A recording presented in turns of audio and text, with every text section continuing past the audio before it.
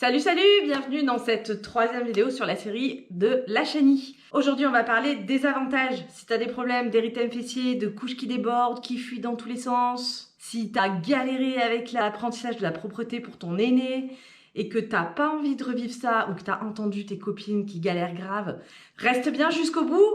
J'ai plein de choses pour toi. Je suis Aurore du site meilleur.com. Si tu es perdu dans l'océan de toutes les informations contradictoires pour prendre soin de ton bébé, pense à t'abonner, je vais te faire gagner du temps et de l'énergie.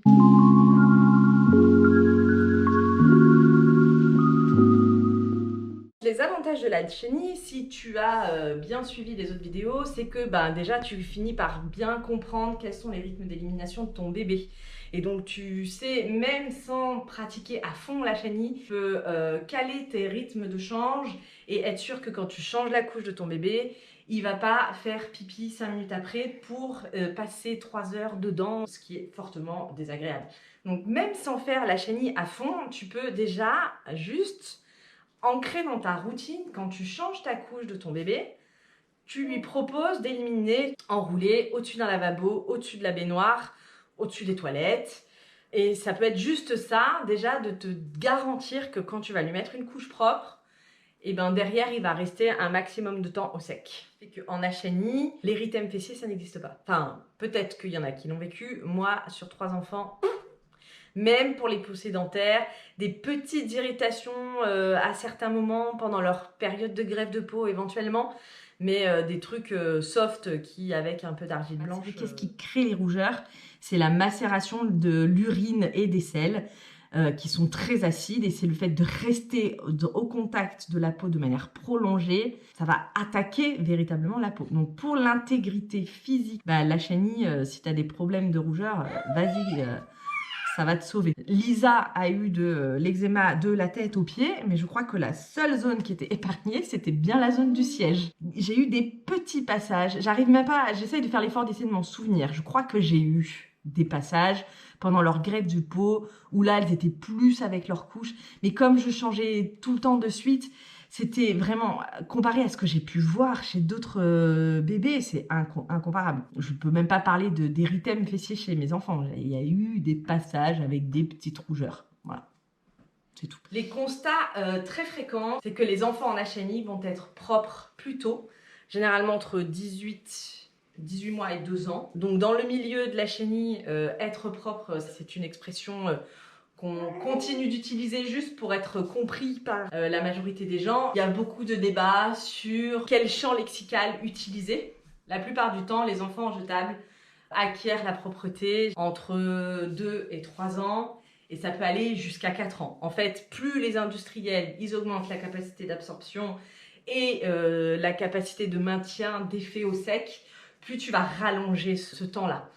Donc, sauf qu'un pipi d'un enfant de 3 ans, en termes de volume, ça n'a quand même rien à voir avec le pipi d'un enfant de 1 an. Ça peut paraître plus intense de pratiquer la chenille avec un bébé. Déjà, en ce qui me concerne, je ne trouve pas, mais on peut avoir cette sensation-là. Quoi qu'il arrive, il va y avoir un moment ou un autre où il va falloir se confronter et prendre en charge cet aspect-là.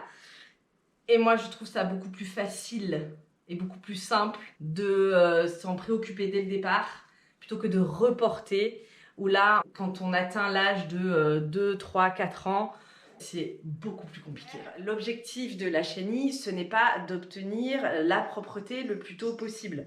C'est une conséquence, c'est pareil. Oui, ça s'observe, ça arrive beaucoup plus tôt qu'avec des enfants qui ont été en couche jetable, voire lavable, très longtemps. Et en plus, ça dépend aussi de quelles étaient les pratiques de change. Le chemin est quand même généralement plus facile et plus court quand on a été en lavable qu'en jetable, mais c'est pas une vérité absolue non plus. J'ai une copine, jusqu'à 4 ans, elle a galéré avec sa fille. 4 ans.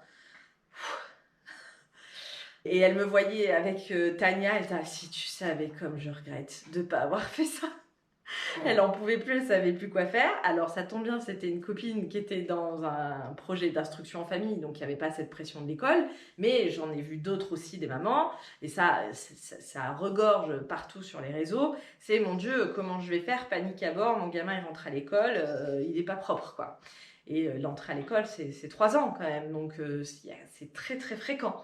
d'avoir ce stress-là chez beaucoup de parents, d'avoir des enfants de 3 ans qui ont encore besoin de couches la journée. J'avoue que je préfère mes petites galères d'Hacheni, qui pour moi n'en sont même pas, que ces grosses galères d'apprentissage de la propreté. Moi, en ce qui me concerne, ça me facilite la vie et en fait, je saurais pas fonctionner autrement. C'est juste un nouvel angle d'approche, c'est une autre façon d'appréhender cet aspect-là.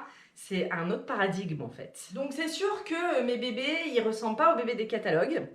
Quand j'arrive quelque part, je suis toujours celle qui a des trucs bizarres. Mais à la fois, ça vient respecter grand nombre de besoins, notamment au niveau de la motricité. Donc la motricité libre, on aura l'occasion d'en reparler, notamment sur le groupe Facebook. Je t'invite à venir nous rejoindre. Le lien est dans la description pour le portage, pour la DME, pour tous les besoins du bébé et de la maman pour pas qu'elle s'épuise. Moi, je trouve que c'est un énorme cadeau parce que ça vient élucider énormément de mystères sur tous ces moments où ton bébé il râle et tu comprends pas pourquoi, voire il pleure et tu as tout essayé et tu ne comprends pas pourquoi. Et en fait, bien souvent, c'est un pipi. Tu peux déjà, là, si tu te lances dans l'aventure, juste commencer à prendre le réflexe de te dire « Ah, c'est peut-être ça ». Par exemple, Lisa, j'ai commencé les selles dès la naissance, c'est ma sage-femme qui m'a montré ça et c'était très clair, très facile à voir. Et puis alors en plus, c'était une tétée, une selle, donc autant te dire que 12 tétées, 12 selles. J'étais bien contente de découvrir la chenille, surtout que j'étais en couche lavable. Donc ça m'a sérieusement facilité les choses. Et puis c'est à ces 6 mois, en rencontrant des mamans qui pratiquaient en fait, que j'ai découvert que ça fonctionnait aussi pour les pipis. Et quand je me suis lancée là-dedans, donc déjà j'ai commencé par m'acheter un pot pour pouvoir l'avoir avec moi partout en déplacement. Et à ce moment-là, vers 4 h du matin, toutes les nuits, elle s'agitait dans son sommeil.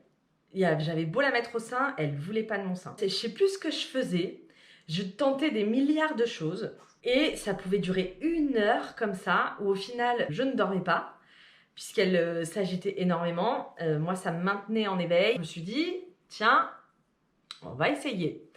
Et donc, 4 h du matin, je la mets sur le pot et là, elle fait pipi. Je remets sa couche, je la pose, elle se rendort. Terminé. 10 minutes, tout le monde se rendort. Au final, il y a quand même des tas de situations comme ça où ça peut permettre de comprendre ce qui se passe pour ton bébé et de sauver des situations. Là, vraiment, en fait, en 10 minutes, tout le monde se rendormait alors que ça faisait des semaines que pendant 1 heure, c'était la misère. Là, en termes de fatigue cumulée, ça n'a quand même rien à voir. Une fois que tu as proposé le sein, qu'il est tété ou qu'il n'est pas tété, tu sais que c'est bon, tu as pris soin du besoin de manger. Là, tu prends soin du besoin d'éliminer. Tu sais qu'il n'a pas envie ou qu'il est au sec ou que c'est fait. Donc, tu peux comme ça, petit à petit, affiner ton entonnoir et préciser pour savoir où en est ton bébé. Moi, c'est en ça que la chenille, elle est précieuse. C'est que quand je pense qu'il a besoin de dormir, je suis quand même relativement sûre qu'il n'y a pas un autre besoin qui vient entraver ça. Et à la fois aussi, quand j'ai éliminé tout ça et que malgré tout, mon bébé, il n'est pas bien, il pleure, et là, je sais qu'on est plus sûr de la douleur. Surtout quand il a les doigts bien au fond de sa bouche en train de mâchouiller, de perdre des litres de bave, a priori, c'est qu'il a mal aux dents. Dans les avantages de la chenille, il y a aussi notamment quand ils sont malades ou qu'il y a des diarrhées, tu es quand même content d'avoir toutes les selles dans le pot, plutôt que d'avoir des couches qui débordent dans tous les sens. Ça aussi, qu'ils soient malades ou pas, je lis quand même énormément de témoignages de parents qui sont en galère, qu'ils soient en lavable ou en jetable, avec des couches qui débordent, des selles qui remontent jusqu'au milieu du dos. Et juste, si tu as repéré les timings de ton bébé, juste à ce moment-là, récupérer juste les selles. Et déjà là, tout le monde est gagnant. Ton bébé, il n'est pas dans son caca de la tête aux pieds. Tu n'as pas gagné le droit de changer de vêtements de la tête aux pieds. Plus toutes les risques que ça implique. Moi, j'entends quand même aussi beaucoup de parents qui, quand les enfants grandissent, où les volumes du coup d'urine sont beaucoup plus conséquents et où ils atteignent les limites des couches lavables et sont obligés de passer en jetable. J'ai des amis comme ça, ils n'en pouvaient plus passer leur temps à changer de vêtements 3-4 fois par jour parce que ça fuitait dans tous les sens. Donc ça, les problèmes de fuite de couches lavables, on aura aussi l'occasion d'en reparler. En tout cas, sache que la chenille peut être une réponse à ce type de problème. Ben, je n'ai plus de table allongée, c'est quelque chose qui n'existe plus, je n'ai plus de liniment, je n'ai pas besoin en fait. Mon bébé, il est toujours propre, même si il y a des fois où c'est dans la couche, j'ai toujours un linge, je tamponne pour sécher. Et c'est tout en fait, j'ai pas besoin de plus de manœuvres et de manipulations. Donc c'est tant de changes dédiés, où on va dans une pièce dédiée, dans un espace dédié avec tous les produits, tout ça, moi j'ai plus ça. Et quand même, je trouve que ça allège énormément. Donc si tu as peur de te lancer dans la chenille parce que tu penses que ça va t'en rajouter, dis-toi bien qu'en fait, il y a plein d'endroits où ça va t'en enlever. Et moi, je trouve que c'est plus facile, plus pratique et beaucoup plus léger en fait. D'aller vraiment nettoyer dans tous les recoins, notamment pour les petites filles. Ça, il n'y a plus en fait quand tu as toutes les selles dans le pot. Et ça, c'est vraiment le plus évident à faire, quoi. C'est attraper les selles. Je lis beaucoup de témoignages de parents qui, dès qu'ils enlèvent la couche de leur bébé se relâche et s'en donne à cœur joie et élimine. Et en fait, c'est carrément normal. Pour eux, c'est ouf, enfin, ça y est, je peux y aller. Il n'y a plus rien qui me retient, qui m'entrave. Ça, c'est peut-être le signe que ton bébé, il en a un peu ras-le-bol des couches. Il est prêt pour l'aventure avec toi. Moi, je mets un point d'honneur en fait à mettre de la vigilance. Ces avantages sont des conséquences positives directes qui ne doivent en aucun cas être la motivation première. Oui, évidemment, tu vas faire moins de lessive, mais si tu mets ton attention sur je veux faire la chenille pour faire moins de lessive, le risque majeur, c'est que là, tu es dans une position où tu as des attentes envers ton bébé. Et tu peux tomber dans un effet inverse non bénéfique. Ce que je tiens toujours à rappeler, c'est de mettre au centre l'intérêt supérieur de l'enfant. La chenille, c'est avant tout de répondre aux besoins de ton bébé, qui est le besoin d'élimination, pour son bien-être, pour son confort, pour le respect de son intégrité. Et l'un des premiers avantages, c'est que de base, tu vas avoir un bébé que tu vas mieux comprendre et qui sera plus serein.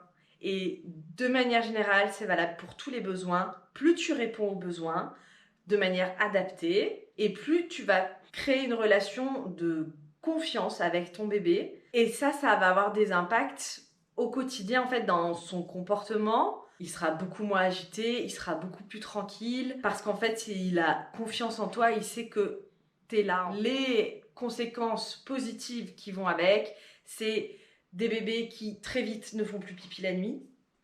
Donc je dirais pas qu'ils sont propres la nuit. On peut utiliser ce langage pour se comprendre, mais c'est juste en fait, au bout d'un moment, ils font des nuits sèches, la majorité des bébés. Ce n'est pas toujours le cas. Si ton bébé ne fait pas de nuit sèche, c'est pas que tu fais les trucs de travers. Il y en a qui vont avoir la chance à cet endroit-là et puis d'autres difficultés à d'autres endroits. Donc c'est pas une quête de performance, il s'agit pas de se comparer les unes aux autres, de comparer nos bébés les uns aux autres. Ils ont chacun leur parcours avec les parents qu'ils ont et inversement. Et moi par exemple, je crois que Lisa, je peux compter sur les doigts d'une main, même pas, le nombre de fois où elle a fait pipi au lit. Je pense que c'est arrivé 2 fois dans sa vie, si je compte pas sa première année de bébé. Tania, ce n'est jamais arrivé. Et Arthur, on verra. Arthur, régulièrement, il fait des nuits sèches. Et puis, de temps en temps, il y a des nuits plus compliquées. De toute manière, en règle générale, sache qu'il n'y a rien de constant. Ça, c'est la seule constance. C'est que rien n'est jamais constant. Donc, tu vas avoir des périodes où ton bébé, il va faire des nuits sèches et il va faire des nuits complètes. J'entends de minuit à 6h du matin. Pour moi, ça, c'est une nuit complète. En fait, il se passe tellement de choses dans la vie d'un bébé. Ils sont en permanence en train de grandir, d'acquérir des nouvelles compétences, de fabriquer des dents. Toutes ces choses-là, de vivre des émotions, ils découvrent tout le temps. Ça évolue en permanence. Il n'y a rien qui est figé, il n'y a rien qui est acquis. Pour de bon, définitivement, il y a des périodes de régression, c'est inévitable. Dans les périodes de nuit sèche, ça, c'est presque... Il faudrait faire des études vraiment, c'est vraiment ça manque, il en faudrait. Mais très souvent, ce qui revient beaucoup dans les témoignages, c'est qu'il y a le pipi de 6 heures. Comme il y a une tétée à minuit et un pipi de 6 heures. Et le pipi de 6 heures, il est conséquent.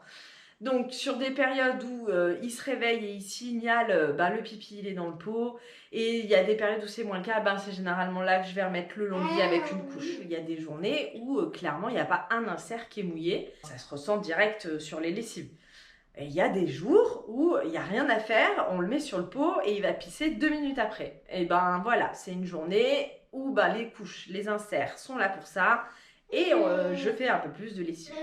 Et puis, il y a toujours des avantages assez inattendus. Je lisais encore un témoignage d'une maman qui a épargné un sondage urinaire à sa fille aux urgences. Voilà, j'espère que cette vidéo t'a plu, que ça t'a donné envie d'aller creuser encore plus loin. Si c'est le cas, je t'invite à nous rejoindre sur notre groupe Facebook où j'interviens régulièrement pour répondre à tes questions. Pense à mettre un petit pouce bleu, ça m'aide énormément. Si tu as des questions, tu peux les poser en commentaire. Je réponds dès que je peux. Et s'il te reste un peu de temps dans ta vie de maman débordée, n'hésite pas à aller voir les autres vidéos. À très bientôt!